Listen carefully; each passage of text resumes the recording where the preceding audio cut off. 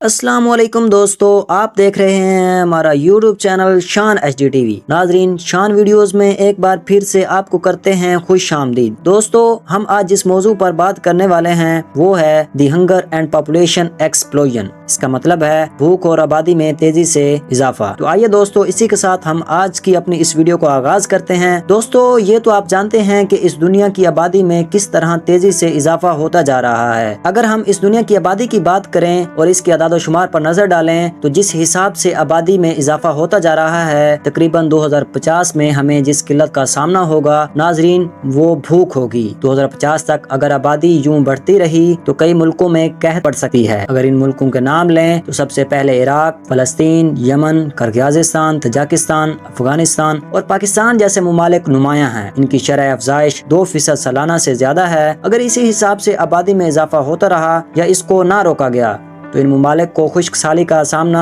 करना पड़ेगा। अगर इन मुमालिक की तरक्की की बात करें तो दिन ब दिन इनकी मईशत बदहाली का शिकार होती जा रही है। दुनिया के तरक्की याफ्ता मुमालिक में बच्चों का औसत तनासब सिर्फ 16% है, लेकिन पसे मादा मुमालिक में बच्चों का तनासब 40% है। हम आपके नॉलेज में इजाफा करते जाएं तो दुनिया के तमाम बड़े आजम खित्तों और मुमालिक में औरतों और मर्दों की आबादी का तनासब मामूली फर्क के साथ 49 और 51% है। नाजरीन, दुनिया की आबादी में इजाफे की सबसे बड़ी वजह सनती इनकलाब है। 8000 कबल मसीह में अगर बात करें तो इंसान की तारीख इस बात की गवाही पेश करती है कि 1750 के दरमियानी अरसे के दौरान आबादी में शरह अफजाइश 10 गुना से ज्यादा थी।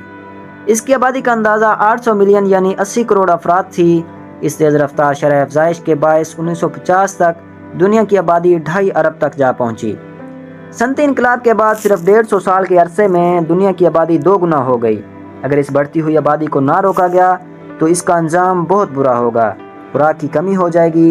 इंसान अपनी खुराक को पूरा करने के लिए शॉर्ट रास्ता तलाश कर रहा है, मगर अभी तक वो कामयाब नहीं हो सका। थोड़े वक्त में इतनी ज्यादा खुराक की कमी को पूरा करना पॉसिबल नहीं है। अगर हम माजी की बात करें तो इंसान की पैदाइश से ही इंसान कहत और खुश्क साली का सामना करता आया है। फिरौन के दौर में मिस्र में 7 साल तक दरियाए नीलम खुश्क रहा। लोग भूख का शिकार हुए, इनके पास खाने को कुछ भी ना था। दुनिया की आबादी में इजाफे की सबसे बड़ी वजह सनती इनकलाब है। 8000 कबल मसीह में बात करें तो इंसान की तारीख इस बात की गवाही पेश करती है कि 1750 के दरमियानी अरसे के दौरान आबादी में शरह अफजाइश 10 गुना से ज्यादा इजाफा हुआ। इसकी आबादी का अंदाजा 800 मिलियन यानी 80 करोड़ अफराद थी। इस तेज रफ्तार शरह अफजाइश के बायस 1950 तक दुनिया की आबादी 2.5 अरब तक जा पहुंची। सनती इनकलाब के बाद सिर्फ 150 साल के अरसे में दुनिया की आबादी दुगना हो गई। अगर इस बढ़ती हुई आबादी को ना रोका गया तो अंजाम बहुत बुरा होगा। खुराक की कमी हो जाएगी। इंसान अपनी खुराक को पूरा करने के लिए शॉर्ट रास्ता तलाश कर रहा है, मगर अभी तक वो कामयाब नहीं हो सका। थोड़े वक्त में इतनी ज्यादा खुराक की कमी को पूरा करना पॉसिबल नहीं है। अगर हम माजी की बात करें तो इंसान की पैदाइश से ही इंसान कहत और खुश्कसाली का सामना करता आया है। फिरौन के दौर में मिस्र में 7 साल तक दरियाए नीलम खुश्क रहा था। लोग भूख का शिकार हुए, इनके पास खाने के लिए भी कुछ न बचा था। नाजरीन, गले के गोदाम भी खाली पड़ गए थे। इस बात का सबूत इंजील की किताब भी दे रही है। इंजील में कई कहतों का तस्करा मिलता है। इससे ये बात वाज़ेह हो जाती है कि इंसान शुरू से ही खुश्कसाली का सामना करता आ रहा है, तो कि 2050 तक या इससे पहले या बाद में एक बार फिर से इंसान को इसका सामना करना पड़ेगा। अगर हम हजरत यूसुफ अलैहिस्सलाम के दौर में मिस्र का हाल बयान करें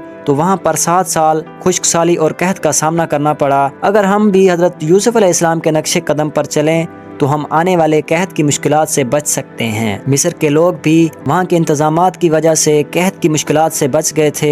नाजरीन, इस बात को बयान करने का मकसद है कि हमें भी इसका इंतजाम कर लेना चाहिए। इस कहत से निपटने के लिए पहले से तैयार होना होगा। अगर हम तारीख की गहराइयों में जाएं तो हजरत ईसा अलैहिस्सलाम की पैदाइश से लेकर 1800 साल तक यूरोप में कम से कम 350 कहत पड़े, यानी हर 500 साल में कम एक कहत जरूर पड़ा। यूरोप में पड़ने वाले कहत निस्बतन कम संगीन थे। इन्हीं मुल्कों में चीन भी शामिल है, जहां पर तकरीबन 95 लाख लोग भूख की वजह से मौत का शिकार हुए। दुनिया को इससे भी बहुत बड़े बड़े कहत का सामना करना पड़ा और लोगों को भी, जो कि बहुत मुश्किल काम है। सबसे बुरी मौत शायद इससे बुरी नहीं होगी। लोग किस तरह तड़प तड़प कर मर गए, इस बात को सोच कर डर लगता है कि अगर हमारे मुल्क पाकिस्तान में खुश्क साली आती है तो हमारा अंजाम क्या होगा। हम इस कहत से किस तरह निपटेंगे, اور کس طرح اس کا سامنا کریں گے۔ آپ سوچیں، انسان کو زندہ رہنے کے لیے خوراک کی بھی ضرورت پڑتی ہے۔ اللہ تعالیٰ ہمارے ملک پاکستان کو تمام مشکلات سے محفوظ رکھے۔ اس کے علاوہ ہم آپ کو یہ بھی بتاتے چلیں کہ 1969 سے لے کر 1970 میں بنگال میں بہت بڑا قحط پڑا، جس سے 1 کروڑ آبادی موت کی آغوش میں چلی گئی۔ 1942 میں ممبئی میں 10 لاکھ لوگ قحط سے مر گئے۔ اب بات کریں ہندوستان کی، تو ہندوستان کو بھی بہت سارے قحط اور خشک سالیوں کا سامنا کرنا پڑا،